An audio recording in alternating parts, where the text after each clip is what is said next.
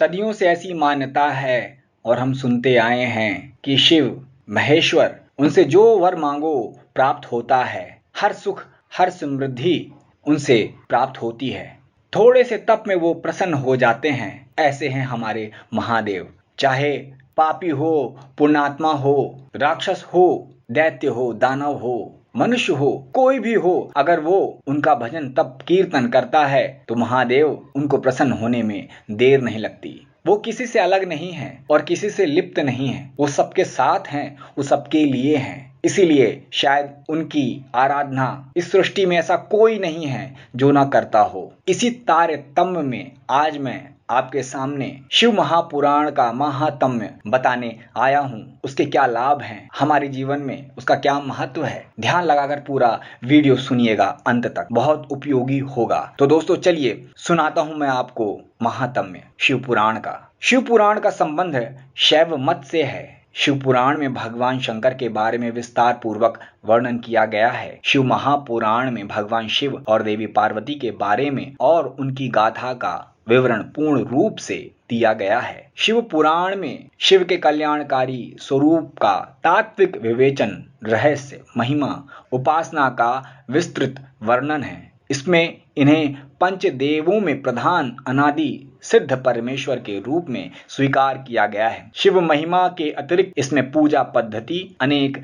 ज्ञानप्रद आख्यान और शिक्षाप्रद कथाओं का सुंदर संयोजन और भगवान शिव के भव्यतम व्यक्तित्व का गुणगान है। शिव जो स्वयंभू हैं, शाश्वत हैं, सर्वोच्च सत्ता हैं, विश्व चेतना है और ब्रह्मांडीय अस्तित्व के आधार हैं। सभी पुराणों में शिव पुराण को सर्वाधिक महत्वपूर्ण होने का दर्जा प्राप्त है। इसमें भगवान शिव के विविध रूपों, अवतारों, ज्योतिर्लिंगों, भक्तों और भक्ति का विशद वर्णन किया गया है। इस पुराण में प्रमुख रूप से शिव भक्ति और शिव महिमा का प्रचार प्रसार किया गया है। प्रायः सभी पुराणों में शिव को त्याग, तपस्या, वात्सल्य तथा करुणा की मूर्ति बताया गया है, किंतु शिव पुराण में शिव के जीवन चरित्र पर प्रकाश डालते हुए उनके रहन सहन, विवाह और उनके पुत्रों की उत्पत्ति के विषय में विशेष रूप से बताया गया है। इसमें भगवान शिव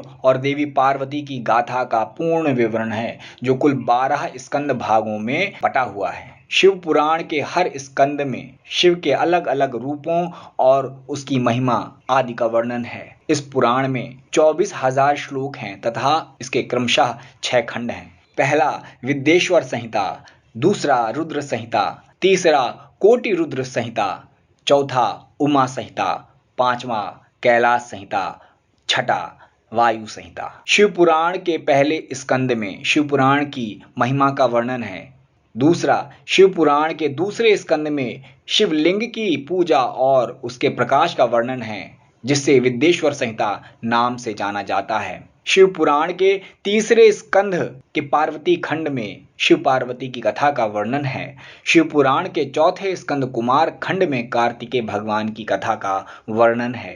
पांचवा शिव पुराण के 5वें स्कंध युद्ध खंड में शिवजी द्वारा त्रिपुरासुर वध की कथा का वर्णन है। शिव पुराण के 6ठे स्कंध शतरुद्र संहिता में शिव के अवतारों और शिव की मूर्तियों का वर्णन है। शिव पुराण के 7वें स्कंद कोटि रुद्र संहिता में 12 ज्योतिर्लिंग और शिव सहस्र नाम का वर्णन है। शिव पुराण के 8वें स्कंद उमा संहिता में मृत्यु और नरकों और क्रिया योग का वर्णन है। शिव पुराण के 9वें स्कंद वायवीय संहिता पूर्व खंड में शिव के अर्धनारीश्वर स्वरूप का वर्णन है। शिव पुराण के 10वें स्कंध वायवी संहिता के उत्तर खंड में शिव धर्म और शिव शिवा की विभूतियों का वर्णन है। पृथ्वी पर हर व्यक्ति किसी भी काम को करने से पहले उसके लाभ और हानि के बारे में सोचता है। हर व्यक्ति कार्य को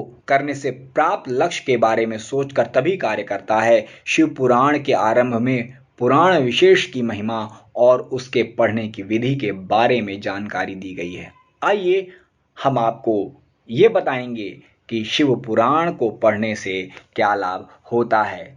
जो व्यक्ति शिव पुराण पढ़ता है उसको भोग और मोक्ष दोनों की प्राप्ति होती है। अगर किसी व्यक्ति से अनजाने या जानबूझकर कोई पाप हो जाए तो अगर वो शिव पुराण को पढ़ने लगता है तो उसका घोर से घोर पाप से छुटकारा मिल जाता है। जो व्यक्ति शिव पुराण को पढ़ने लगते हैं उनके मृत्यु के बाद शिव के गण उन्हें लेने आते हैं। सावन में शिव का पाठ करने से उसका फल बहुत ही सुखदायी होता है। तो दोस्तों, कैसी लगी ये जानकारी? सुखदायक है ना? तो सोचिए, जब चंद लाइनें इतनी सुखदायी हैं तो सोचिए अगर जब पूरा शिव पुराण हम उसका अनुसरण करेंगे तो सोचिए किस अनंत आनंद की अनुभूति होगी। आशा करता हूँ ये जानकारी आपको पसंद आई होगी। लाइक करें, कमेंट करें, सब्सक्राइब भी करें। धन्यवाद।